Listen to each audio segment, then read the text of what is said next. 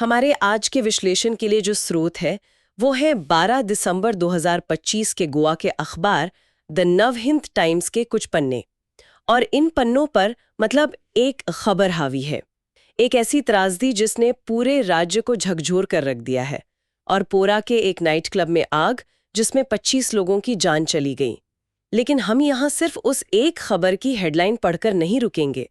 हम ये समझने की कोशिश करेंगे कि कैसे एक भयानक घटना की लहरें पूरे सिस्टम में फैल जाती हैं।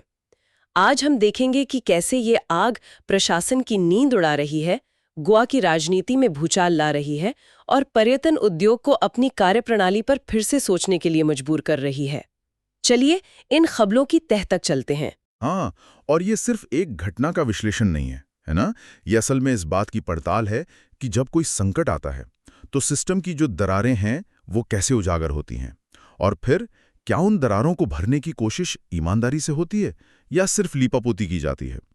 इन खबरों के जरिए हम देखेंगे कि जिम्मेदारी की तलाश कहाँ तक पहुंची है और इसका गोवा के भविष्य पर क्या असर पड़ सकता है। तो फिर शुरुआत वहीं से करते हैं जहां से हर त्रासदी की कहानी शुरू होनी चाहिए, मतलब इंसानी पहलू से।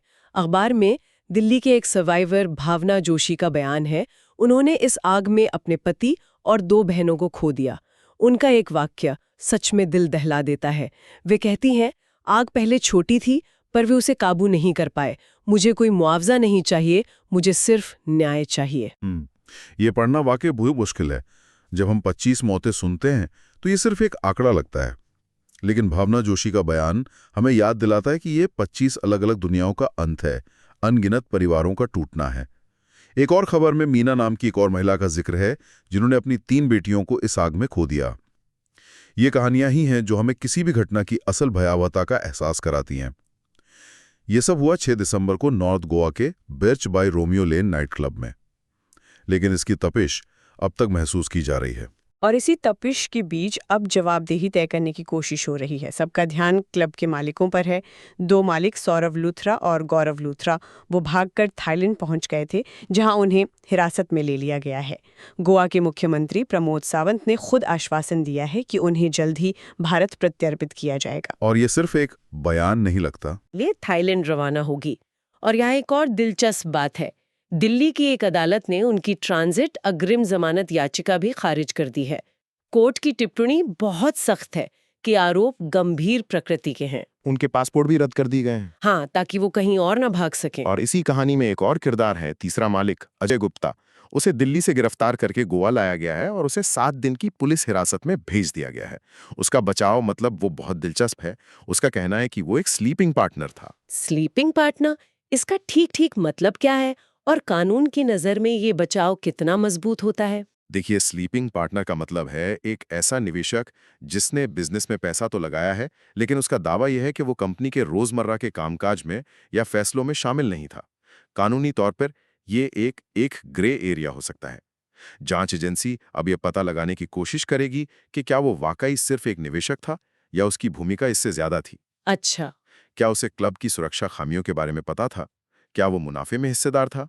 इन सवालों के जवाब ही तय करेंगे कि उसका यह दावा टिकेगा या नहीं। ये तो हुई मालिकों की बात, जिन पर शिकंजा कसता दिख रहा है। लेकिन कहानी का एक और पहलू है जो थोड़ा चौंकाता है और शायद कई लोगों को परेशान भी कर सकता है। अरपोरा नागोवा के सरपंच रोशन रेडकर और पूर्व पंचायत सचिव रघुवीर बागकर, मतलब वो लोग जिनकी देखरेख में लाइसेंस दिए गए होंगे, उन्हें अदालत से अंतरिम अग्रिम जमानत मिल गई है। और यहीं पर सिस्टम की जटिलता सामने आती है। अदालत ने जमानत देते हुए यह तर्क दिया कि उनका काम सिर्फ ट्रेड लाइसेंस जारी करना था और प्रथम दृष्टया, मतलब पहली नजर में, वे सीधे तौर पर आग लगने की घटना के लिए जिम्मेदार नहीं हैं। अदालत का कहना है कि उनकी भूमिका की जांच की जा सकती है, लेकिन हिरासत में लेकर पूछताछ की जरूरत नहीं है। लेकिन ये आम लोगों को बहुत अजीब लग सकता है। एक तरफ क्लब के मालिक गिरफ्तार हो रहे हैं और दूसरी तरफ लाइसेंस देने वाले अधिकारी जमानत पर बाहर है। क्या ये सिस्टम में एक विरोधाभास नहीं दिखाता?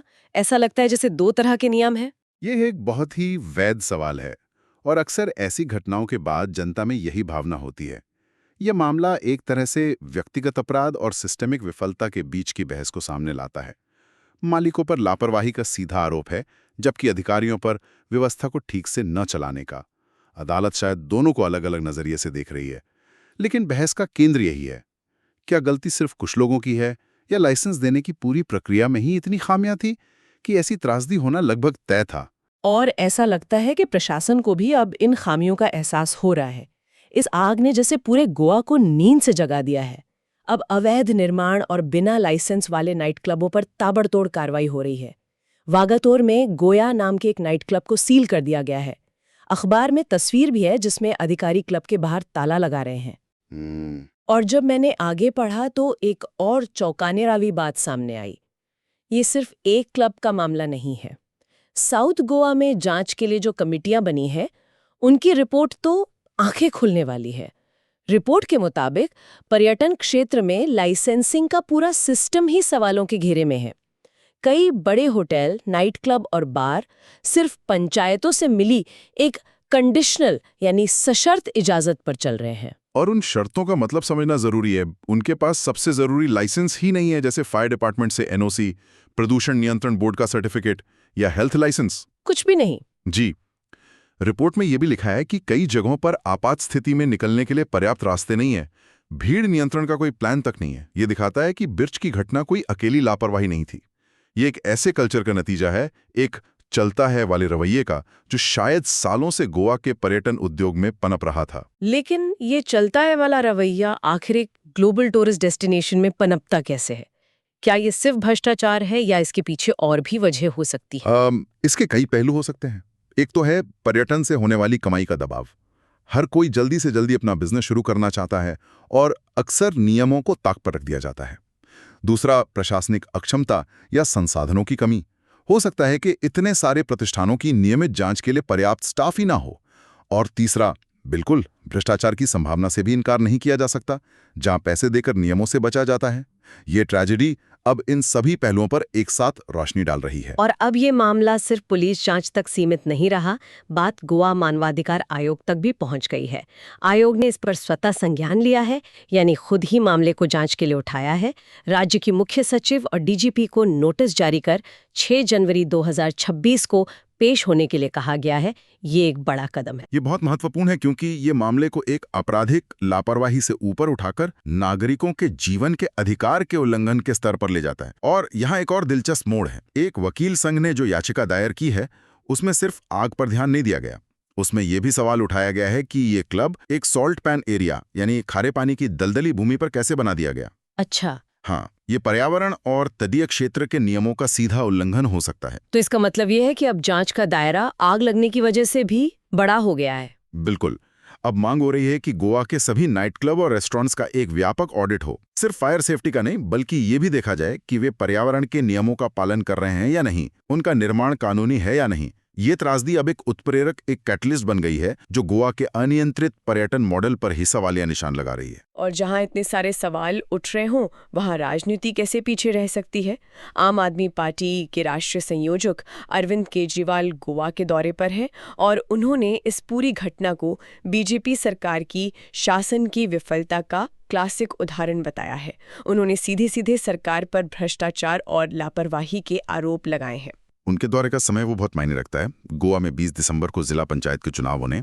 केजरीवाल इस ट्रेजेडी को सीधे तौर पर प्रशासन की नाकामी और भ्रष्टाचार से जोड़कर अपनी पार्टी के लिए एक राजनीतिक माहौल बनाने की कोशिश कर रहे हैं। उनका बयान कि ये आग एक आई ओपनर है, सीधे तौर पर वोटरों को यह संदेश देने की कोशिश है कि मौजूदा सरकार उनकी सुरक्षा करने में नाकाम रही है। ये एक क्लासिक राजनीतिक रणनीति है, जहां विपक्ष किसी संकट को सरकार पर हमला करने के अवसर के तौर पर इस्तेमाल करता है।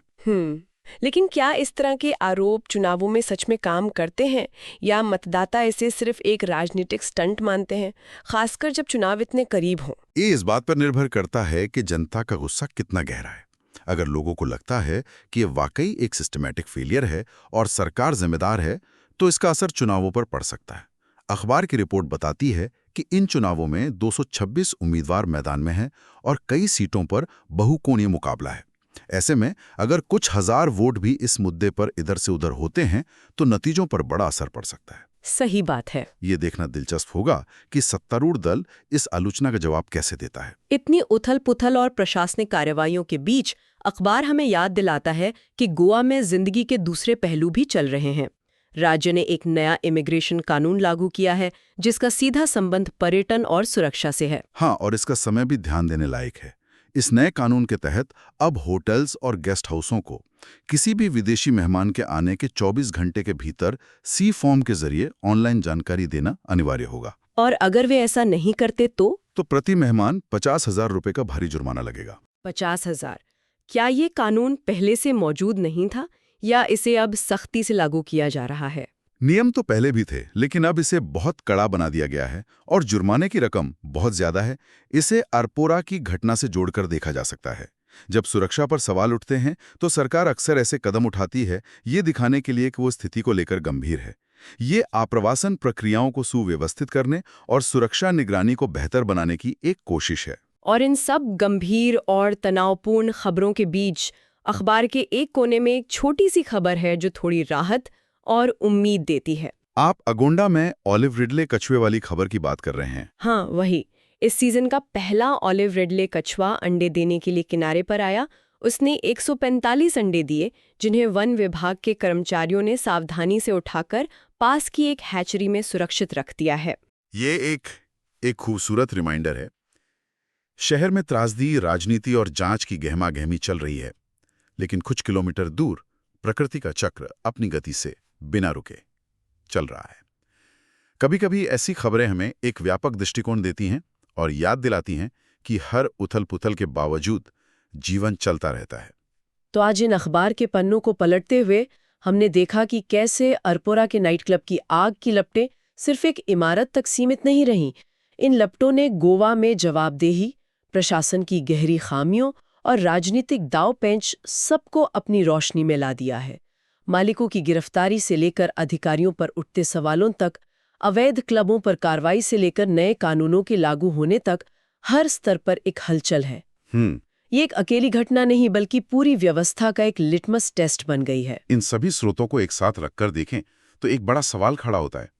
ये जो भी कार्रवाइयां हम देख रहे हैं, जांच, क्लबों को सील करना, नए नियम बनाना, ऑडिट की मांग, क्या ये वाकई व्यवस्था में एक स्थायी बदलाव लाने की एक ईमानदार कोशिश है, या ये सिर्फ जनता के गुस्से और मीडिया के दबाव को शांत करने के लिए एक फौरी प्रतिक्रिया है? बिल्कुल यही सवाल है।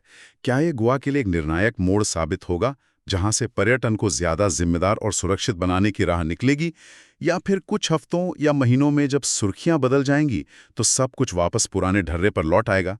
सोचने वाली बात यह है कि किसी भी समाज को एक त्रासदी से सबक लेकर स्थायी सुधार की ओर ले जाने के लिए वास्तव में क्या करना पड़ता है? सिर्फ नियमों को बदलना काफी है, या उस चलता है वाली रवैये को बदलने की जरूरत है जो ऐसी त्रासदियों की जमीन तैयार करता है? इसका जवाब तो शायद वक्त ही देगा।